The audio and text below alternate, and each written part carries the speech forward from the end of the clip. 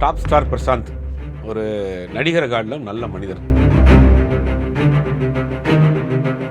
டோட்டலாக அது வரைக்கும் இந்த பிரசாந்தை மாற்றி வேற ஒரு பரிணாமத்தில் காமிச்சது வந்து சங்கர்.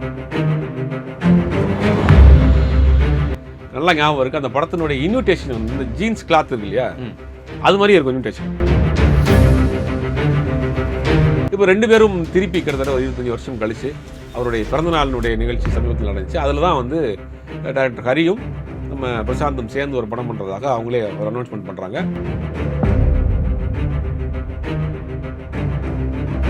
தனக்காக தன்னுடைய பையனுக்காக தன்னுடைய வாழ்க்கையை வந்து முழுவதுமாக ஒரு தியாகம் பண்ண ஒரு அப்பானா அவர் பேர் தியாகராஜன் சார்.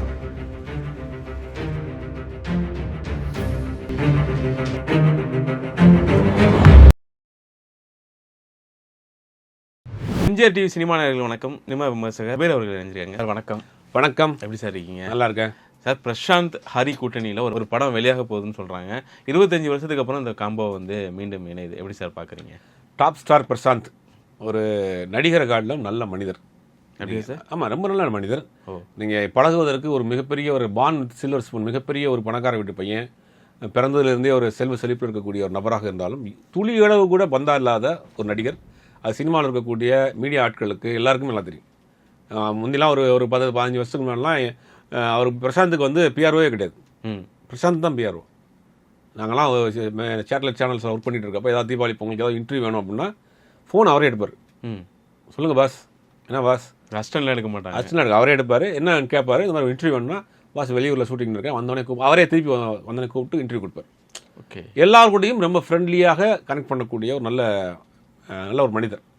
அதை தாண்டி நடிப்புன்னு வந்த பிறகு பார்த்தீங்கன்னா எல்லாத்தையும் தன்னுடைய கற்றுக்கிட்டு, ஜிம்னாஸ்டிக்காக இருக்கட்டும், டான்ஸாக இருக்கட்டும், டான்ஸ்லாம் பிரமாதமாக பண்ணார். அப்படி வந்து அந்த காலகட்டங்களில் அந்த ஒரு காம்படேட்டர் இல்லாத ஒரு நடிகராக இருந்தார். இடையில சில படங்கள் சரியாக போகல. ஆரம்ப காலத்தில் வைகாசி பிறந்தாச்சில் அறிமுகமானாலும் கூட தொடர்ந்து அந்த காலகட்டத்தில் அந்த யங் ஹீரோங்கிற மத்தியில் யாருமே இல்லை. எங்கே அவருக்கு இருக்கக்கூடிய ஹீரோ காலேஜ் ஸ்டூடெண்ட் மாதிரி பண்ணணும் அப்படின்னா பிரசாந்தை விட்டு ஆள் கிடையாது. அப்படியே பீக்கில் போகிறப்ப இடையில சில படங்கள் சரியாக போகலாம். ஒரு பெரிய கேப்புக்கு பிறகு ஜீன்ஸில் தெரியும். டோட்டலாக அது வரைக்கும் இந்த பிரசாந்தை மாற்றி வேற ஒரு பரிணாமத்தில் காமிச்சது வந்து சங்கர் நம்ம சொல்லணும். அந்த படத்துக்கு ஆக்சுவலாக ஜீன்ஸ்க்கு முதல்ல புக் பண்ணப்பட்ட ஹீரோ வந்து பிரபுதேவா. அதுக்கு சில காரணங்கள் ரொம்ப லாங்காக ஒரு பல்க் டேட் தேவைப்பட்டுச்சு. அமெரிக்காவில் படம் ஷூட் பண்ணுறாங்க. அமெரிக்காவில் வாழக்கூடிய ஒரு இந்தியனாக இருக்கணும்.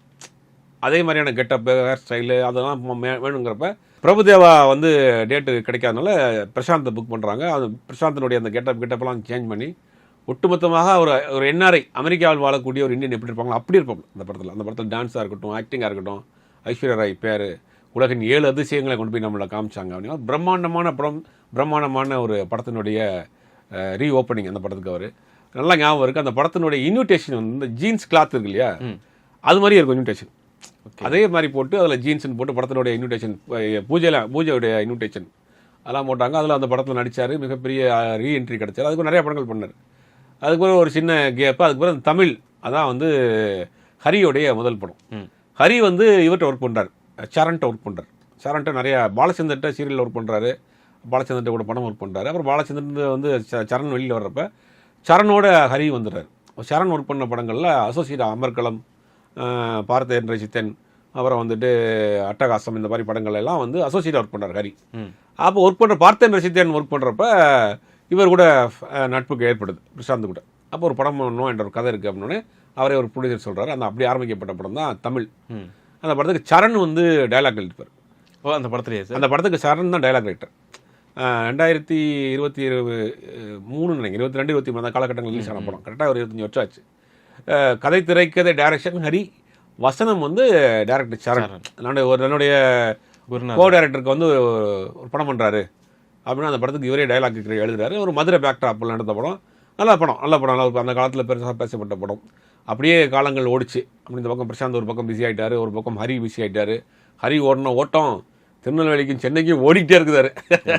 அவர் உடைச்சா அது சும்மா மட்டும் கிட்டத்தட்ட ஒரு 2 டன் தேரும் போல அந்த அளவுக்கு கார்களையும் அருவாக்களையும் பறக்க விட்டார். சாமிங்கிற மாதிரியான ஒரு பரபரப்பான படம் கொடுத்து ஒரு மிகப்பெரிய உச்சத்தில் போயிட்டு இருந்தார். இப்போ ரெண்டு பேரும் திருப்பி கிட்டத்தட்ட ஒரு 25 வருஷம் கழிச்சு அவருடைய பிறந்தநாளினுடைய நிகழ்ச்சி சமீபத்தில் நடந்துச்சு. அதில் தான் வந்து டாக்டர் ஹரியும் நம்ம பிரசாந்தும் சேர்ந்து ஒரு படம் பண்ணுறதாக அவங்களே ஒரு அனௌன்ஸ்மெண்ட் பண்ணுறாங்க. மற்ற டெக்னீஷியன் மற்ற வேலைகள்லாம் பேசிகிட்டு இருக்காங்க. Okay sir. சார் பிரசாந்தோட இடையப்பட்ட காலத்தில் அவர் சரிவுக்கு காரணம் அவங்க அப்பா தான் சொல்லிட்டு ஒரு தகவல் போயிட்டே இருந்துச்சு. அது அதாவது எந்த வகையில் சார் அது இல்லை தவறான ஒரு தகவல். அதாவது எப்படின்னா திட்டமிட்டே ஒரு நெகட்டிவான ஒரு செய்தியை போட்டால் தான் பரபரப்பாக இருக்கணுங்கிறதுக்காக போட்டாங்க. தனக்காக தன்னுடைய பையனுக்காக தன்னுடைய வாழ்க்கையை வந்து முழுவதுமாக ஒரு தியாகம் பண்ண ஒரு அப்பானா அவர் தியாகராஜன் சார் தான். என்ன சார் பண்ணார்? இல்லை முழுவதுமாக அந்த பிரசாந்தை மட்டுமே உருவாக்குறதுல கண்ணுங்கிறத வந்தார். ஏன்னா வந்து ஒரு சில படங்கள் சரியாக போகலன்னா இவங்களே படத்தை ப்ரொடியூஸ் பண்ணுறது, இவங்களே கையை தூக்கி வருது. ஏன்னா பிரசாந்த் மேலே அவருக்கு மிகப்பெரிய ஒரு எந்த தகப்பனாவது தான் பையன் வந்து நல்லா இருக்க மாட்டான்னு நினைப்பாங்களா? பேசிக்காக நம்ம அதெல்லாம் விட்டுரும். பிரசாந்த் இப்படி இது பண்ணார் வைக்கலாம் விட்டுறோம். எந்த தகப்பனாவது தான் ஒரு பையனை வளர்க்குறாங்க, அந்த பையனை வந்து ஒரு பெரிய ஹீரோ உருவாயிட்டார், எல்லாத்தையும் பண்ணுறாங்க, எல்லாம் பார்த்துக்கிறாங்க, அந்த பையன் கெட்டு போகணும்னு யாரும் நினைப்பாங்களா? இல்லை நினைக்க. எனக்கு அப்புறம் எப்படி நினைப்பார்? இது திட்டமிட்டே அவர் மீது ஒரு என்ன சொல்கிறது, ஒரு நெகட்டிவான ஒரு செய்தியை போட்டால் தான் பரபரப்பாக இருக்கணுங்கிறதுக்காக பிரசாந்தனுடைய கேரியரை காலி பண்ணிட்டாரு தியாகராஜன், அவரால் தான் எல்லாம் போச்சு அப்படிங்கிற மாதிரி இருந்துச்சு. ஒரு சில நேரங்களில் அவர் கதை கேட்டார். அந்த கதைகள் என்ன ஆச்சுன்னா போய் சொல்லுவாங்க, அந்த கதையை அவங்களுக்கு பிடிக்காமல் இருக்கும், அப்படி ஒரு ஓல்டு டைப்பில் இருக்கும். அந்த மாதிரி சில விஷயங்கள் நடந்தனால போயிட்டு வந்தவங்க என்ன பண்ணிட்டாங்கன்னா வெளியில் பரப்பி விட்டாங்க. அவர் தான் வந்து அவருடைய கேரியர் காலி பண்ணுறாரு, அவர் தான் வந்து இது பண்ணுறாருன்னா ரெண்டு பேரும் இப்போ எல்லாம் கதை கேட்குறாங்க. அவரும் கேட்குறாரு, இவரும் கேட்குறாரு, சில விஷயங்களை முடிவு பண்ணி எடுக்கிறாங்க. அதனால் வந்து அவருடைய இதனால தான் அப்படின்றதெல்லாம் கிடையாது. அவருடைய ஃபேமிலி லைஃப்பில் சில பிரச்சனைகள் அது எல்லாருக்குமே தெரியும். அதனால் சில மிகப்பெரிய ஒரு மன வருத்தத்தில் டோட்டல் அந்த ஃபேமிலியே இதாகிட்டாங்க. ஏன்னா ஆசையாக வளர்த்து ஒரு பெரிய உச்சத்தில் இருக்க ஒரு ஹீரோ தன்னுடைய பையன் ஆசை மகனுடைய திருமணம் அப்படிங்கிறது எல்லாருக்குமே ஒரு அப்பா பாயிண்ட் ஆஃப் வியூவில் பார்த்தீங்கன்னா ஒரு குழந்தைய அதுக்கு திருமணம் பண்ணி அது குழந்தை பேரம்பத்தியோடு இருக்கிறது தான் உலகத்தில் கடைசி காலத்தில் மிகப்பெரிய ஒரு சந்தோஷமான விஷயம். கண்டிப்பாக சார். ஆனால் அதில் ஒரு மிகப்பெரிய ஒரு ஏமாற்றம், மிகப்பெரிய ஒரு தோல்வி அப்படிங்கிறது யாருமே அதில் வந்து மீடியேறி வர முடியாது. அந்த மாதிரியான ஒரு சிக்கலில் அவங்க மாட்டிட்டாங்க. அவங்க ஒரு சில தரப்பில் சொல்கிறாங்க அவங்க ஏமாந்துட்டாங்க, ஏமாற்றப்பட்டாங்க அப்படிங்கிற மாதிரி இன்னும் ஏதாவது சொல்கிறாங்க. அந்த ஃபேமிலி லைஃப்பில் நடந்த ஒரு சிக்கல் வந்து ஒரு மிகப்பெரிய ஒரு சின்ன ஒரு செட்பேக்கை கொடுத்துருச்சு. இருந்தாலும் பிரசாந்தை பொறுத்த வரைக்கும் அதை எதுவுமே காமிச்சிக்கிற மாட்டார். தான் உண்டு, தான் வேலை உண்டு, படம் உண்டு, எக்ஸசைஸ் உண்டு அப்படின்னு அதில் ரொம்ப பிஸியாக போயிட்டுருக்காரு. திருப்பி லாஸ்ட்டாக வந்த அந்த அந்தகன் படமே பெரிய அளவில் பேசப்பட்டது. அதுக்கடுத்து ஒரு சின்ன கேப் ஆகி போச்சு. ஆமாம் சார். அந்த கேப்பு தான் எதனால சார்? கதை கேட்டுக்கிட்டு இருந்தாங்க, சரியான கதை ஒன்றும் அமையாமல் அப்படியே கொஞ்சம் ஸ்லோவாக இருந்துச்சு. இப்போ ஹரி சொன்ன கதையை அவங்களுக்கு ரொம்ப பிடிச்சி போய் அதை படத்தை ஸ்டார்ட் பண்ணாங்க. சார் எனக்கெல்லாம் பிரசாந்த் வந்து எப்படி தெரியும்னாக்கா அந்த தூர்தர்ஷனில் வந்து போடுவாங்க ஆனலகன் படம். அந்த படம் வந்து அந்த படத்தில் பார்த்துட்டு டக்குன்னு பார்த்தீங்கன்னாக்கா நான் வந்து இதில் ஜீன்ஸ் படத்தில் தான் பார்த்தேன். அந்த வேரியேஷன் தான் அவர்கிட்ட வந்து மிகப்பெரிய அளவில் இருந்துச்சு. ஆனால் இப்போது பிரசாந்த் வந்து கொஞ்சம் பல்காக இருக்காரோ அந்த மாதிரி ஒரு இது இல்லை. முதல்ல பார்த்தீங்கன்னா டிரான்ஸ்மிஷன் ஆகிட்டே இருக்கும். வைகாசி பிறந்தாச்சில் பார்த்தீங்கன்னா ஒரு ஸ்கூல் பையன் நடிச்சிருப்பார். அந்த படம் பார்த்தீங்கன்னா அந்த படத்தில் தேவா ஒரு 2-3 படம் பண்ணினார், ஏற்கனவே பண்ணியிருந்தாலும் கூட இசையமைப்பாளர் தேவாவாக பட்டி தொட்டி எங்கும் கொண்டு போய் சேர்த்த படம் வந்து வைகாசி பிறந்தாச்சு. அதுக்கு கூட 2-3 படம் பண்ணியிருக்காரு. பண்ணியிருந்தாலும் இந்த படம் தான் வந்து பெரிய லெவலில் கொண்டு போய் சேர்த்துச்சு. தண்ணி குடம் எடுத்துன்னு ஒரு சாங்கு, அதான் பார்த்தீங்கன்னா எல்லா திருவிழாக்குள்ளேயும் அந்த பாட்டு ஓடும். லாஸ்ட்டில் ஒரு அம்மன் பாட்டு எல்லாமே வந்து அந்த காலகட்டத்தில் பிரபலமாக வந்து ஓடின படங்கள் வந்து அந்த படம். அந்த நேரங்களில் அலைவில் ஓவியத்திலேக்கு பிறகு ஒரு யங் கப்பலுடைய லவ் ஸ்டோரி படமே இல்லை. அந்த நேரத்தில் அந்த படம் வந்துச்சு, வைகாசி பிறந்தாச்சு வந்துச்சு. வந்து படம் சூப்பர் டூப்பர் கிட்ட அந்த படத்தில் தான் பிரசாந்த் வெளியில் வர்றாரு. அந்த படத்துக்கு பிறகு தான் இசையமைப்பாளர் தேவாவுக்கு ஒரு மிகப்பெரிய அங்கீகாரம் கிடைக்குது. அதுக்கு பிறகு தான் ரஜினிகாந்த் படம் அண்ணாமலையெல்லாம் அதுக்கு பிறகு தான் பண்ணுறாரு. அதுக்கு பிறகு தான் நிறைய படங்கள் பெரிய படங்கள்லாம் பண்ண ஆரம்பிக்கிறாரு. அப்போ அந்த படம் வந்து 2 பேருக்குமே ஒரு இது. அந்த படத்தில் நீங்கள் பிரசாந்தை பார்த்தீங்கன்னா வேற மாதிரி இருப்பார். அவர் ரொம்ப சின்ன பையனாக இருப்பார். அதற்கு பிறகு வண்ண பூக்கள் பாலுமந்திரா படம் பிரசாந்தே ரொம்ப அழகாக காமிச்சிருப்பார் பாலுமந்திரா. அந்த படம் அதில் ஒரு வேற மாதிரி இருப்பார். ஆனகலன் படம் பார்த்தீங்கன்னா அதுக்கு பிறகு கொஞ்சம் மெச்சூர்டாக வந்தார். அதில் லேடி கெட்டப் போட்டிருப்பார். அந்த லேடி கெட்டப் வந்து லேடி கெட்டப்பும் வடிவேலும் அவர் சேர்ந்து ஒரு காமெடி போர்ஷன்லாம் பண்ணியிருப்பாங்க. படம் அல்டிமேட்டான இருக்கும். படம் அந்த பெருசாக போல, ஆனால் வந்து அந்த காமெடி இன்றைக்கும் ஏதாவது சேனலில் போடுற பார்க்கலாம். பிரசாந்த் சூப்பராக பண்ணியிருப்பார் காமெடி. அப்புறம் எங்கள் தம்பின்னு வரிசையாக அந்த காலகட்டங்களில் பண்ணார். அப்புறம் ஏற்கனவே சொன்ன மாதிரி ஒரு கேப்பு, அந்த கேப்புக்கு பிறகு டோட்டலாக அப்படியே வந்து ஜீன்ஸில் மாறுறார். அப்படி எப்படி ஒரு இந்தியாவை சேர்ந்த ஒருத்தர் வெளிநாட்டில் பிறந்து வளர்ந்தால் எப்படி இருப்பாங்க, அவன் டோட்டலாகவே இருக்கும். அது ஒவ்வொரு காலத்துக்கிட்டத்துக்கும் அந்த ஏஜ்னு ஒன்று இருக்கு இல்லையா. இன்றைக்கி அவர் கிட்டத்தட்ட ஒரு 50 கிராஸ் பண்ணுறாரு. அப்படிங்கும்போது அந்த ஏஜுக்கு உண்டான தோற்றம், அந்த உடம்பு, ஹெவி எக்ஸசைஸு அதெல்லாம் வந்து தேவைப்படுது. ஆனால் இந்த பாடிக்கு தக்கன கதை பண்ணலாம். ஒரு எனக்கு தெரிஞ்சு நல்லா ஃபிட்டாக இருக்கார், பாடியை வந்து ஃபிட்டாக வச்சுருக்காரு. ஒரு போலீஸ் ஆஃபீஸர் பண்ணலாம், மிலிட்ரி மேன் பண்ணலாம், ஒரு ஆக்ஷன் ஹீரோ பண்ணலாம். ஹரி படம் சொல்ல வேணும், ஏன்னா உடம்பு வேறு ஏற்றி வச்சுருக்காரு. சும்மாவே ஹரி வந்து 10 அருவாள் எடுத்துகிட்டு ஓடுவார். இந்த படத்தில் ஏதோ ஆக்ஷன் பிளாக்லாம் ரொம்ப அருமையாக இருக்கும். ஏன்னா அந்த வயசுக்கு தக்கன உடம்ப வச்சுருக்காரு. ரொம்ப லீனாக இருந்தாலும் ரொம்ப வந்து டயட் பண்ணி ரொம்ப உடம்பு இழைச்சிருந்தாலும் கூட நல்லா இருக்காது. இது இப்படி தான் இருக்கணும். பிரசாந்த் இப்படி பார்க்குறதுக்கு தான் நல்லா இருக்குது. இதுக்குண்டான கதைகள் தேர்ந்தெடுத்து பண்ணார்னா இன்னும் ஒரு 10-20 வருஷத்துக்கு பிரசாந்த் ஹீரோவாகவே ரவுண்ட் வரலாம். Okay sir. சார் இன்னும் இந்த கேள்வி உங்களுக்கு கேட்கணும்னு ஆசைப்பட்றேன். என்னன்னாக்கா விக்ரமும் பிரசாந்தும் ரிலேட்டிவ், அது பல பேர் பல விதமாக சொல்கிறாங்க. இந்த மாதிரி ரிலேட்டிவ் அந்த மாதிரி நீங்கள் சொன்னால் கரெக்டாக இருக்குன்னு எனக்கு தோணுது. அவர் எந்த மாதிரியான அவர் உறவு முறை சார்?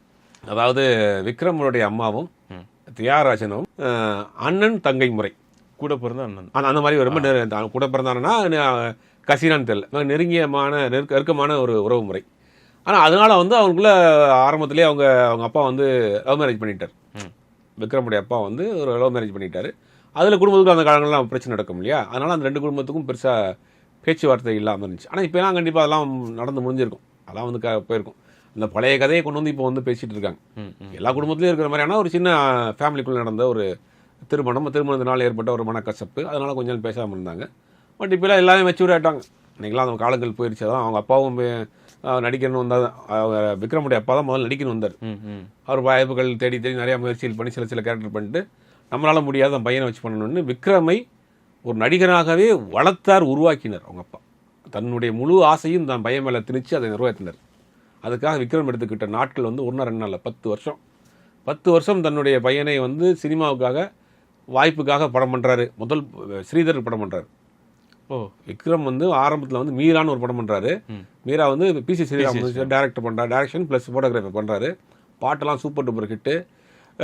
படமும் வந்து விஷுவலாக பார்க்குற பிரம்மாண்டமாக இருக்கும். படம் பெருசாக போல. அப்புறம் ஸ்ரீதருடைய படம் கடைசி காலங்களில் அவர் தந்தை விட்டு என்ன ஒரு படம், அந்த படம் பெரிய படங்கள் பண்ணுறாரு. ஆனால் வந்து பெருசாக தொடர்ந்து படங்கள் வந்து கிடைக்கல, படங்கள் பெருசாக போகலை. அதுக்கு பிறகு என்னென்னமோ வேலை பார்க்குறாரு.